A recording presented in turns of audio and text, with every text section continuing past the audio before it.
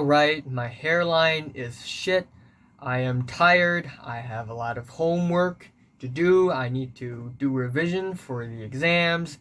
And I feel a little sick. Yeah. But anyways, I'm gonna talk about more music. Yay! Hey guys, what's up? It's the Culture Detective here, investigating your favorite albums, and today I'm going to be talking about some albums. Yes, so since I will be doing a top 100 albums of the decade list, very soon, I think in a couple weeks from now, I am going to just talk about albums that I didn't have time to do a review on, I didn't mention, and somebody's vacuuming. So, I'm just gonna talk about albums that I didn't have time to review and didn't mention, not all that much. And I'm just gonna go over them very, very briefly, not gonna do a huge, gigantic review for it. And I'm just gonna tell you my thoughts about the album. Let's go. Starting off really strong, we have the Grammy Award winning Daft Punk's Random Access Memories.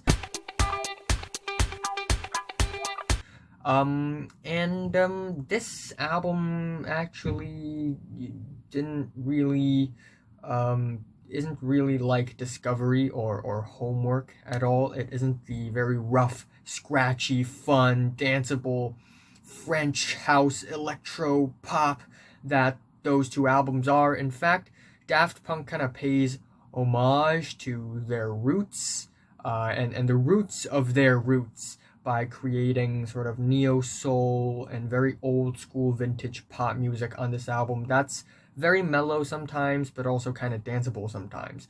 But this album is definitely not as exciting or as energetic as, say, Discovery. I guess other than the last track, Contact, which I really, really love. The album opener, Give Life Back to Music, is absolutely fantastic. I kept on listening to this track over and over again after first hearing it, and it's just a really laid-back jam that I really love. And then we have a couple of Pharrell Williams collab tracks. We have Lose Yourself to Dance, which is very just catchy and nostalgic, sort of this jam, this groove, and I absolutely love it. Of course, we have Get Lucky, one of my favorite songs of the decade. Not only is it because this is one of my childhood favorites. When this song first came out, I was, I think, 10 years old or 11 years old, and I kept on playing the song. I love it a lot, and after listening to Eminem and Coldplay and other music, I kind of forgot about this song until like last year when I heard this song again, and I just got the feels. It's just so nostalgic, and not gonna lie, the bass grooves, the guitar riffs, Pharrell's very chilled vocals. This track is fantastic. And of course we have the Julia Casablanca track, Instant Crush, which is fantastic, and Daft Punk even paid respect to Giorgio Moroder, an Italian DJ, with a pretty lengthy track that is pretty amazing. So yeah, it's a pretty good album. Afterwards, we have Ott with Sun Coming Down, which is a pretty eccentric, kooky, but also artsy and heartsy post-punk album. And this album actually has a lot of personality, a lot of kooky, crazy, zany vocals that I really like, some really groovy, steady riffs and guitar lines that I really like. Not all the tracks hit hard, but I'm a huge post-punk guy, and this album is pretty fresh and creative, and it's post-punk, so of course I'd like it. And yeah, not much else. I really like the album opener. There are a couple of tracks in the middle of this album that feels a little sleepy, but still pretty solid album overall. Janelle Monáe with The Arch Android, which is an album by Janelle Monáe, art pop, singer-songwriter, maybe a little bit of a neo-soul on this album, definitely R&B, and this album is actually a little more I guess, rock inspired than I expected it to be. And not that it is a rock album, but there are elements of just steady drum beats and steady grooves and synths on this album that I really, really enjoy. Of course, of Cold War, which is a really fantastic single. The track Tightrope, especially the track that features Big Boy. That was fantastic. It has such a weird chord progression, though. It took me a while to enjoy the track Tightrope, but I still like it a lot, and I think it's a really special pop song.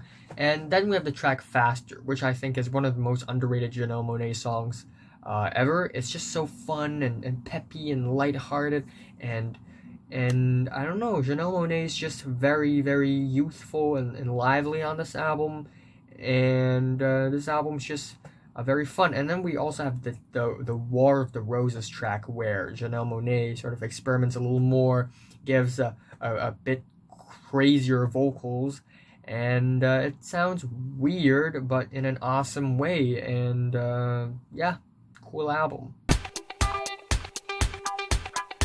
Yes, this is My Bloody Valentine with MBV.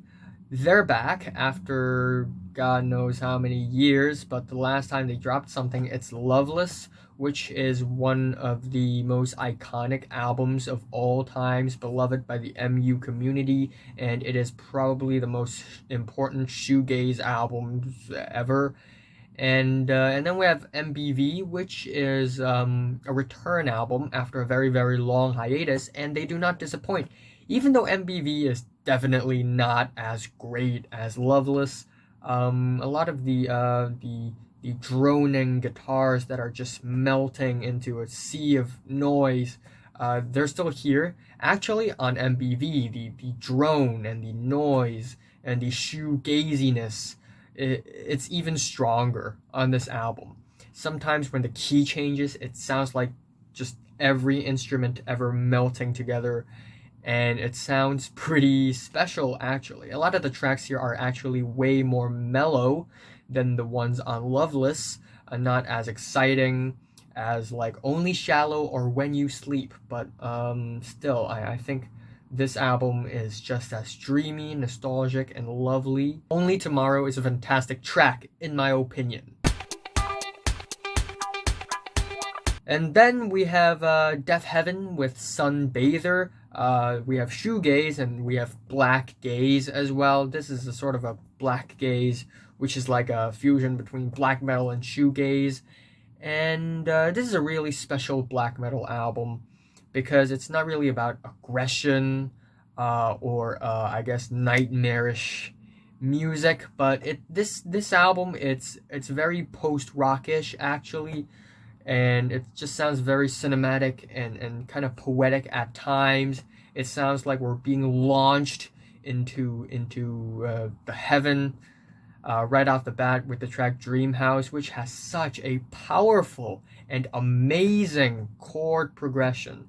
And we have a few interludes here and there on this album as well. I don't care for some of them, but some of them are still really solid. Of course, the big tracks are always great. The title track, Vertigo.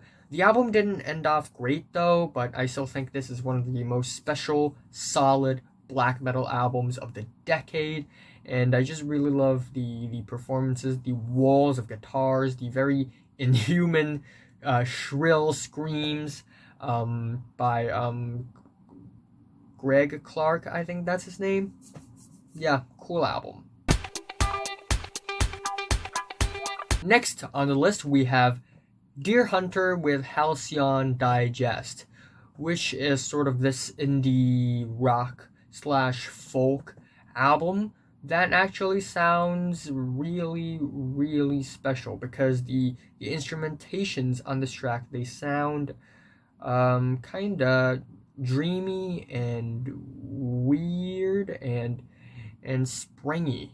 I really, really love the song Rewind, Revival, and I just really love how I guess kooky would be the word, or peppy would be the word. I don't know, but there's something about the track that makes it so cartoony and springy and and sort of old school, but at the same time there's sort of a humorous side which I really love. And the rest of the album is pretty solid as well. There are a couple of, you know, slow, quiet ballads that I'm not too crazy about on the album, but a majority of the tracks here are actually really solid. There are a lot of great um, melodies here and there, very interesting instrumentation. Sufjan Stevens, Carey, and Lowell. So Sufjan Stevens, folk singer-songwriter, and this is one of his most iconic albums because he made this album after the passing of his mother, and this album is now one of the three sad albums of the decade. Three sad albums of the decade: Sun Kil Moon's Benji, Mount Erie's A Crow Looked at Me, and this album. And three of these albums are also inspired by death and mortality, but each of these albums sort of approach it in a different way. We have Sun Kil Moon's Benji, which is this really dreary and general way of looking at death, how everybody around you dies someday and they're gone. And then we have Mount Erie, sort of, instead of going outwards, Phil went inwards and described his thoughts in some really minimalistic instrumentations. And then we have this one, which is also a very sad and moving album. But this album is the more humble of the three. It's very humble and it's actually very lovely. A lot of the tracks here feel very sweet and lovely, and the sweeter they get, the sadder they get, actually, because it's almost like Sufjan Stevens trying to recall sweet and beautiful memories of him and his mother, and it's actually really moving. The first 5 tracks on this album are all really, really fantastic.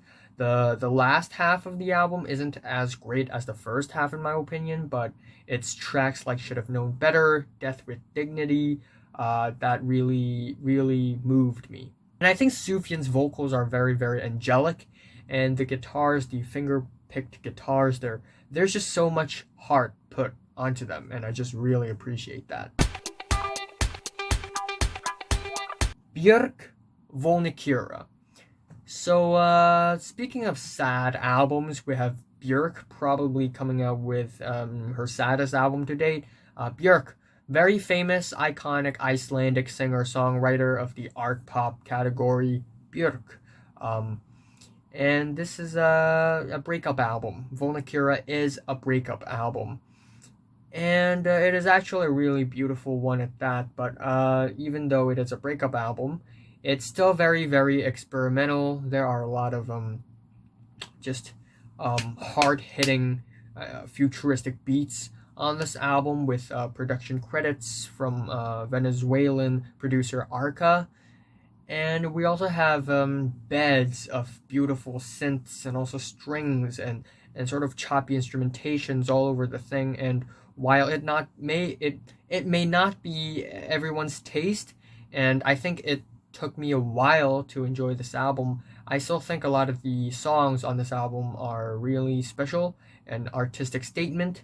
The album opener, Stonemilker, and we have Not Get, which I think is one of the rare moments on the album where Björk actually gets fiery and it actually gets exciting and sort of noisy, but still a good part of the album is very moody and very experimental. There's even a Black Lake track where it's nearly ambient, so there's that.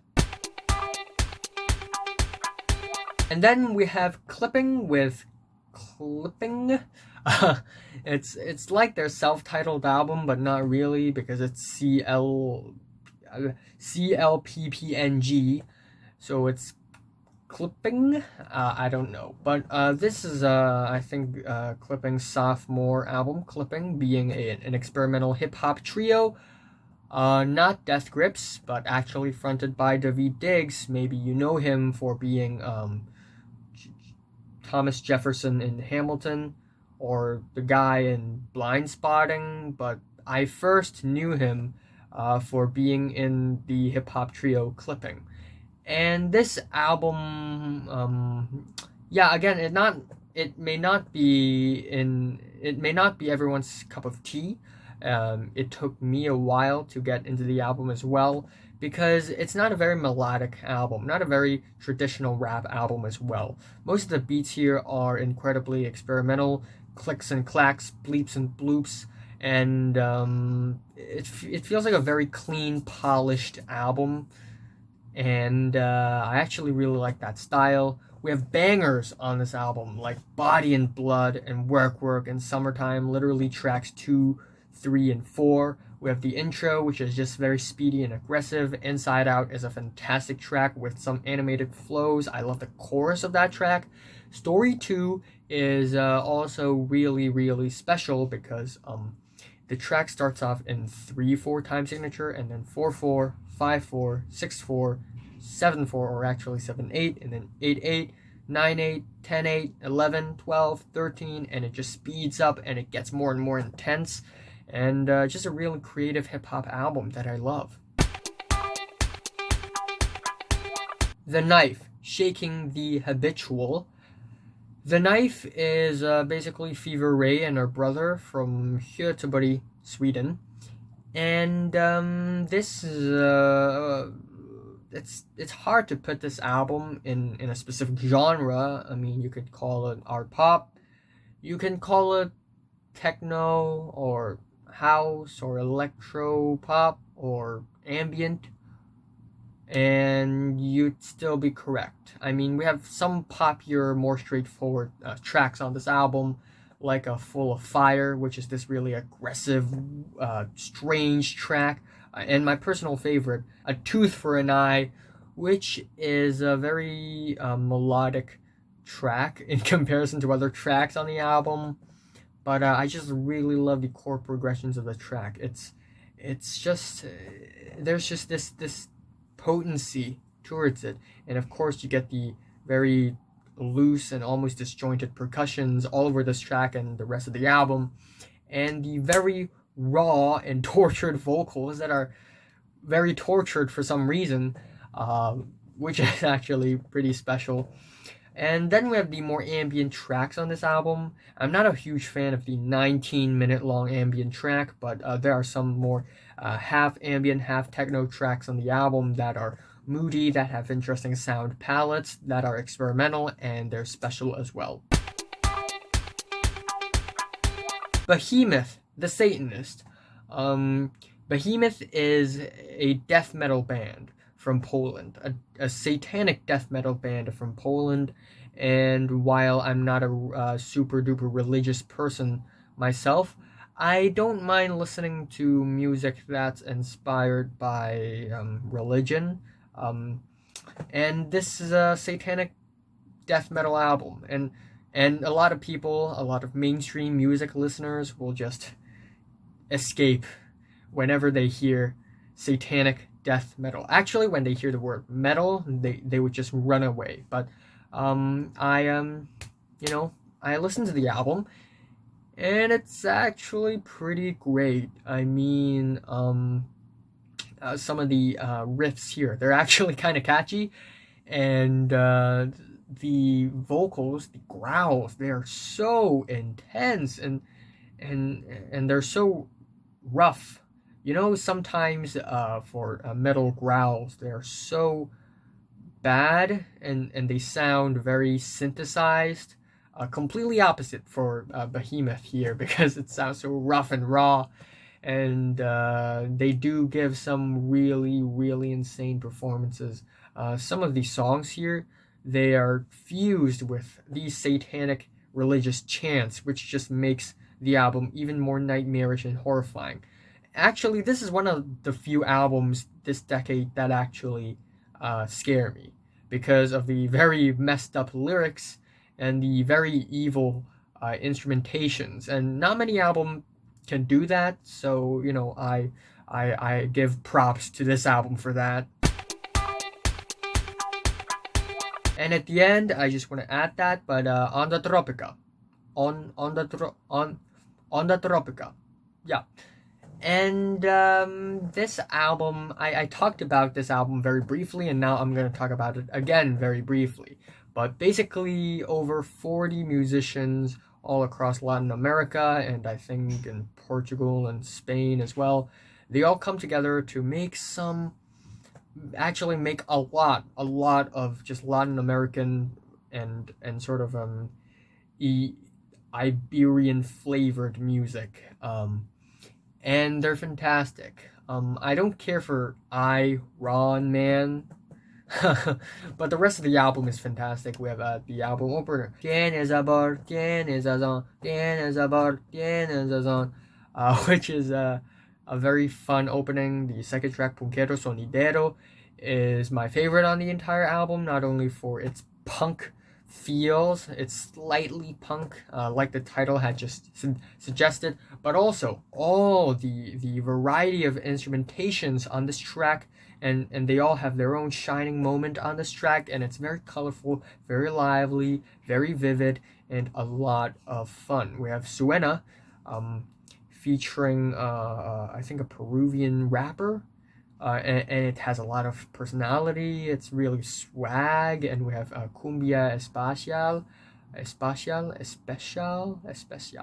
and this is the most popular song on the entire album, and I do get why. It's a really, really solid tune. And yeah, still, I love this album, and I think it's one of the most important albums in Latin music this decade, and also one of the best albums of the decade. So, have you listened to these albums? From 1 to 10, how much did you rate them? Like if you like them, and subscribe if you want more, and thanks for watching. I still have a few albums that I haven't listened to um, enough, uh, but I'm pretty sure that they won't be ending up on the top 100. But there you go. Here are all the albums from the 2010s that I am going to review. Yay.